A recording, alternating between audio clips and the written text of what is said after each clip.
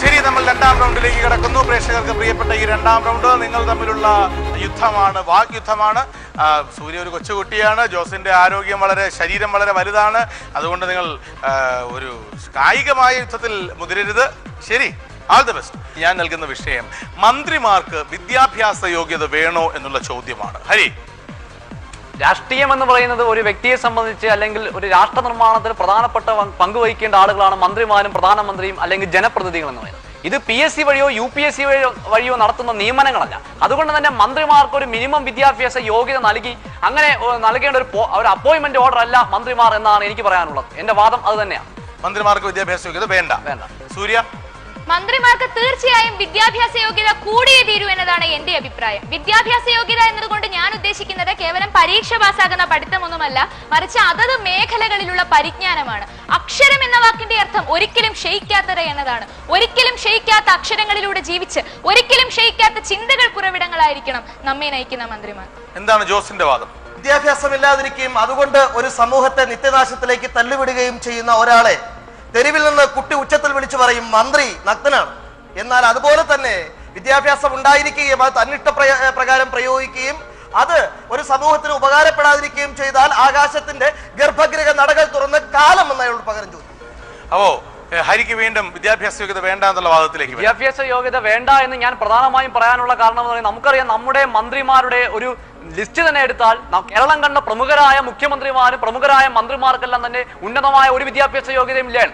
അവരുടെ തലച്ചോറിൽ ഉണ്ടായ പല കാര്യങ്ങളും അവർക്ക് സമൂഹത്തിൽ അവർ എങ്ങനെയാണോ സംഘടനാ പ്രവർത്തനം വഴി രാഷ്ട്രീയ പ്രവർത്തനം വഴി ഉണ്ടായ അറിവ് വഴിയാണ്. നമുക്കറിയാം AKGയുടെ കാര്യം. AKG വളർന്നു വന്ന പട്ടിണി ജാഥ നടത്തി അദ്ദേഹം ജനങ്ങളുടെ മുഴുവൻ ശ്രദ്ധ കേന്ദ്രീകരിച്ച് ഒരു വലിയൊരു നേതാവായി മാറിയത് ഒരിക്കലും അദ്ദേഹം തന്റെ എഡ്യൂക്കേഷണൽ ക്വാളിഫിക്കേഷൻ വിദ്യാഭ്യാസ യോഗ്യത കണക്കാക്കിയല്ല. പകരം എനിക്ക് നിങ്ങളോട് പറയാനുള്ള ഞാൻ നിങ്ങളുടെ മധ്യത്തിൽ വന്ന് പറയുന്നു എന്ന രീതിയിലുള്ള ഒരു സാമൂഹികമായ ഇടപെടലുകൾ ഉണ്ടാവുക. അത് ശരിയല്ലേ സൂര്യ?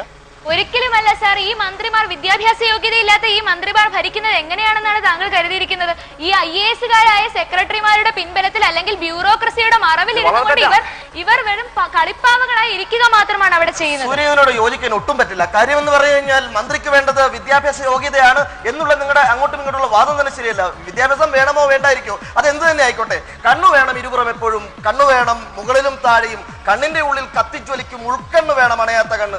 ആ ഉൾക്കണ്ണിന്റെ കാഴ്ചയിലൂടെ ഒരു സമൂഹത്തെ നന്നായി മുന്നോട്ട് കൊണ്ടുപോകാൻ കഴിയുന്ന വിദ്യാഭ്യാസം വേണ്ടേ സൂര്യ? തീർച്ചയായും വിദ്യാഭ്യാസം എന്നത് അകക്കണ്ണാണ്. അതില്ലാത്തവർ അന്ധന്മാർ. സൂര്യ, അകക്കണ്ണ് ആർജിക്കുന്ന വായനയിൽ ആർജിക്കുന്ന ഓരോ മനുഷ്യരിൽ നിന്നും കടമെടുക്കുന്ന കാണുന്ന കൊണ്ടെടുക്കുന്ന ഒരു ആർജവുമാണ്. അല്ല, സൂര്യ വിദ്യാഭ്യാസം എന്നതുകൊണ്ട് ഉദ്ദേശിക്കുന്ന അതത് മേഖലകളിലുള്ള പരിജ്ഞാനമാണ്. ആ കുട്ടിയെ സംസാരിക്കാൻ അനുവദിക്കാം. അതത് മേഖലകളിലുള്ള പരിജ്ഞാനം മതി മന്ത്രിക്ക്. അല്ലാതെ വിദ്യാഭ്യാസ യോഗ്യത എന്നതുകൊണ്ട് ഒരു എന്താണ്? ഞാൻ ചോദിക്കട്ടെ സാർ, ഡോക്ടർ APJ അബ്ദുൽ കലാമിനെ പിടിച്ച് മോഹിനിയാട്ടത്തിന്റെ വിധികർത്താവായിരിക്കാൻ പറഞ്ഞാൽ അദ്ദേഹത്തിന് വിദ്യാഭ്യാസ യോഗ്യത ഇല്ലെന്നാണോ?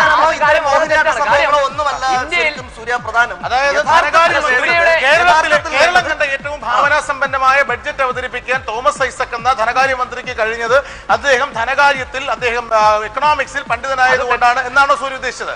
സാർ, അത്രയും തന്നെ ഉദ്ദേശിക്കണമെന്നില്ല. 1 കോടിക്ക് എത്ര പൂജ്യമുണ്ടെന്ന് അറിയാത്ത ഒരു മന്ത്രി ബഡ്ജറ്റ് അവതരിപ്പിച്ചാൽ ചിന്തിച്ചു നോക്കൂ. സൂര്യ ഇത്ര കണക്കിൽ നിന്ന് മാറിയിട്ട് അവരുടേതിനേക്കാൾ കരുണയും കരുതലും കൂടി പാർക്കുന്ന ഒരു മനസ്സ്, കാറ്റും കോളം നിറഞ്ഞ അന്തരീക്ഷത്തിൽ ഒരു സമൂഹത്തെ അക്കരെ എത്തിക്കാൻ ഒരു നാവികം കാണിക്കുന്ന സാഹിത്യ സംജ്ഞകൾ തിരികെ വരാം.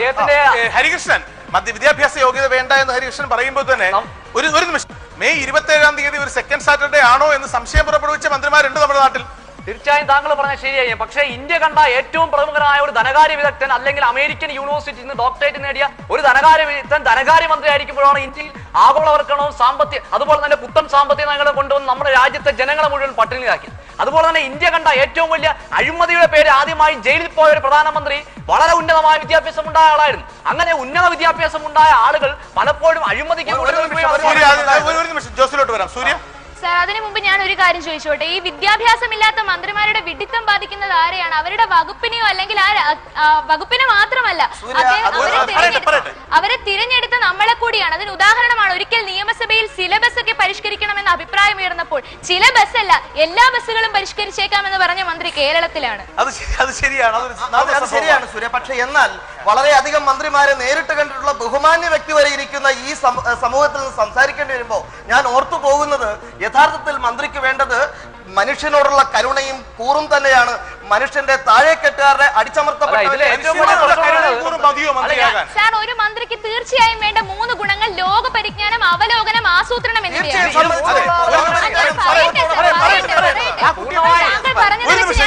വിദ്യാഭ്യാസത്തിൽ അവലോകനം, ആസൂത്രണം എന്നിവയാണ്. ലോക പരിജ്ഞാനമുള്ള ഒരു മന്ത്രിക്ക് കാര്യങ്ങൾ കണ്ടറിഞ്ഞ് ഗ്രഹിച്ച് അവയെ അപഗ്രഥിച്ച് ആസൂത്രണം ചെയ്യണമെങ്കിൽ അതിന് ചിട്ടയായ വിദ്യാഭ്യാസം കൂടിയേ മതിയാകും. നമുക്കറിയാം, നമ്മുടെ ഈ ഫയലുകളെല്ലാം നീക്കുന്നതിൽ വളരെ പ്രധാനപ്പെട്ട പങ്ക് വഹിക്കുന്ന ഉദ്യോഗസ്ഥരെല്ലാം അങ്ങനെ ഉന്നത വിദ്യാഭ്യാസമുള്ളതാണ്. എന്നാൽ നമ്മുടെ ഓഫീസുകളിൽ ഒരു ഫയൽ നീങ്ങാൻ എത്രയോ മാസങ്ങൾ എടുക്കുകയാണ്. അപ്പോൾ എന്തുകൊണ്ട് ഇത്രയും വിദ്യാഭ്യാസമുള്ള ആളുകൾ കഴിയുന്നില്ല? യഥാർത്ഥത്തിൽ ഒരു മന്ത്രി എന്ന് പറയുമ്പോൾ അയാൾ ജനകീയമായ ഇടതുണ്ടെങ്കിൽ ജനങ്ങളുടെ പ്രശ്നങ്ങൾ നേരിട്ട് അറിയാൻ കഴിയും. ഒരാളുടെയും ഒരു വലിയ വിദ്യാഭ്യാസ വിദഗ്ധന്റെ കയ്യിലല്ല ഈ ജനകീയാസൂത്രണം പോലുള്ള നായർ സാറിനെ പോലെ ഉജ്ജ്വലമായ വിദ്യാഭ്യാസ യോഗ്യതയുള്ള IAS ഉദ്യോഗസ്ഥനായ ഒരു ചീഫ് സെക്രട്ടറി ബോധപൂർവം ഒരു വിഡ്ഢിത്തം ആംഗലേയ ഭാഷയിൽ മനഃപൂർവ്വം എഴുതി വെച്ചാൽ പോലും അത് തിരിച്ചറിയാനും അത് പഠിക്കുവാനും ഒരു മന്ത്രിക്ക് കഴിവുണ്ടാകണ്ടേ? തീർച്ചയായും വേണം സർ. കാരണം ഇന്നത്തെ താങ്കൾ പറയുകയുണ്ടായല്ലോ, ഇന്നത്തെ ജനങ്ങളുടെ വിഷമങ്ങൾ അറിയണമെങ്കിൽ അതിന് വിദ്യാഭ്യാസം ആവശ്യമില്ലെന്ന്. ആര് പറഞ്ഞു? ഇത്ര വലിയ സാക്ഷര കേരളത്തിലെ തീർച്ചയായും വിദ്യാഭ്യാസമുള്ളവരാണ്. അപ്പൊ അവരുടെ മേഖലയിൽ കടന്ന് ചിന്തിക്കണമെങ്കിൽ തീർച്ചയായും മന്ത്രിക്കും വിദ്യാഭ്യാസം 1957 ലോക ചരിത്രത്തിൽ ആദ്യമായി തെരഞ്ഞെടുപ്പിലൂടെ ഒരു കമ്മ്യൂണിസ്റ്റ് മന്ത്രിസഭ EMS നമ്പൂതിരിപ്പാടിന്റെ കീഴിൽ അധികാരത്തിൽ കേരളത്തിൽ വന്നപ്പോൾ അന്ന് ആരോഗ്യ വകുപ്പ് മന്ത്രിയായി EMS നിർദ്ദേശിച്ച അന്നത്തെ ആരോഗ്യ വകുപ്പ് മന്ത്രി ആരോഗ്യ രംഗത്തെ കുറിച്ച് സമഗ്രമായ ധാരണയുണ്ടായിരുന്ന ഡോക്ടർ മേനോനും വിദ്യാഭ്യാസ വകുപ്പ് മന്ത്രി വിദ്യാഭ്യാസ വിചക്ഷണനായിരുന്ന ജോസഫ് മുണ്ടശ്ശേരിയുമായിരുന്നു എന്നുള്ളത് സൂര്യയുടെ വാദത്തിന് അംഗീകരിക്കുന്ന ഒന്നല്ലേ ജോസ്? തീർച്ചയായിട്ടും അതിൽ നിന്ന് മാറി ചിന്തിക്കുക. കാലത്തിന്റെ കണക്കുകൾ മാറ്റിവെച്ച് നോക്കിയാൽ ചരിത്രത്തിലും ഏറ്റവും കൃത്യമായി നോക്കാവുന്ന, ഏറ്റവും നമുക്ക് തിരിച്ചറിയാവുന്ന ആത്മാവിന്റെ പുസ്തകത്തിൽ നിന്ന് കണ്ടെടുത്താൽ മന്ത്രിമാർ എന്തായിരുന്നു? അത് അവർ പഠിച്ച വിദ്യാഭ്യാസം മാത്രമായിരുന്നില്ല, അവർ കരുണയും കൂറും സഹാനുഭൂതിയുമായി. എനിക്ക് ചെറിയ സജഷൻസ് കൂടി ഇക്കാര്യത്തിലുണ്ട്. അതായത് മന്ത്രിയായിരിക്കണം ഇത്തരം ശബ്ദങ്ങൾക്ക് വേണ്ടി നിലകൊള്ളുന്ന, ശബ്ദത്തിന്റെ വാക്കുകൾക്ക് ഏറ്റവും കൂടുതൽ ശക്തിയുണ്ടെന്നും ആ ശബ്ദം സത്യസന്ധമാണെന്നും ഉറച്ചു പറയാൻ കഴിയുന്ന വ്യക്തികൾ മന്ത്രിമാരായി വരണം. സമൂഹത്തോട് കൂറുള്ള, ആർജവത്തോടുള്ള, ജാതിക്കും മതത്തിനും എതിരെ പോരാടാൻ കഴിയുന്ന ശ്രീനാരായണ ഗുരുവിനെ പോലുള്ളവരായിരിക്കണം മന്ത്രി. ഔപചാരികമായ വിദ്യാഭ്യാസം മാറി ഔപചാരികതയല്ല ഇവിടെ വിദ്യാഭ്യാസം. വിദ്യാഭ്യാസം എന്നതിനകത്ത് ഉൾപ്പെടുന്നതല്ലേ ഈ ഭാഷാ പരിജ്ഞാനം? കേവലം അക്ഷരങ്ങൾ മാത്രം പഠിച്ച ഒരാൾക്ക് മന്ത്രിയായിട്ടിരിക്കും. ഞാൻ ചോദിക്കട്ടെ, നമുക്ക് വിദ്യാഭ്യാസമായി നമുക്ക് കിട്ടുന്ന തിയററ്റിക്കൽ നോളജ് മാത്രമാണ്, സൈദ്ധാന്തികമായ അറിവ് മാത്രമാണ് വിദ്യാഭ്യാസം തരുന്നത്. ഈ സൈദ്ധാന്തികമായ അറിവ് വെച്ച് ഒരിക്കലും ഭരണം നടത്താൻ കഴിയില്ല. അവന് വേണ്ടത് പ്രായോഗികമായ ജ്ഞാനമാണ്. അപ്പൊ സൈദ്ധാന്തികമായ അറിവ് മാത്രമാണോ വിദ്യാഭ്യാസം തരുന്നത്? തീർച്ചയായും വിദ്യാഭ്യാസം വഴി. സാർ, ഞാനൊന്ന് ചോദിക്കട്ടെ, ഈ അന്ധന്മാർ ആനയെ തൊട്ട കഥ കേട്ടിട്ടില്ലേ? അതുപോലെയാണ് ഇന്നത്തെ മന്ത്രിമാരുടെ അവസ്ഥ എന്ന് വേണമെങ്കിൽ പറയാം. കാരണം കാഴ്ചയില്ലാത്തത് കൊണ്ട് ആനയുടെ യഥാർത്ഥ രൂപം എന്തെന്ന് അവർക്ക് തിരിച്ചറിയാൻ തീർച്ചയായും അറിവും വിദ്യയുമാണ്. വിദ്യാഭ്യാസം ഇല്ലാത്ത ഒരു മന്ത്രിക്ക് തങ്ങളുടെ വകുപ്പിനെ കുറിച്ച് എത്രയോ മന്ത്രിമാർ ഇങ്ങനെ ഒരു വിദ്യാഭ്യാസം ഇല്ലാതെ തന്നെ വളരെ നല്ല രീതിയിൽ ഭരണം നടത്തിയ എത്രയോ മന്ത്രിമാരുണ്ട്. ലാലു പ്രസാദ് യാദവ് ഒരിക്കലും റെയിൽവേ വികസിപ്പിക്കാൻ വേണ്ടിയുള്ള നേട്ടം ഉണ്ടാക്കിയത് അദ്ദേഹം ഒരിക്കലും വലിയൊരു MA എടുത്തതുകൊണ്ടല്ല. അദ്ദേഹം ആ പ്രായോഗികമായി ഞാൻ എങ്ങനെയാണ് ഒരു കച്ചവട വ്യക്തികളെ കുറിച്ച് അവരെല്ലാം മികച്ച മന്ത്രിമാരാണോ അല്ലയോ കുറിച്ച് നമുക്കെല്ലാം അഭിപ്രായ വ്യത്യാസങ്ങൾ ഉണ്ടാകാം. അവരുടെ പിറകിൽ മറ്റു പലരും ഉണ്ടെന്ന സത്യം അവഗണിക്കുന്നത് ശരിയല്ല. തന്നെ മറ്റു പുറകിലുള്ളവരെ തന്നെയാണ്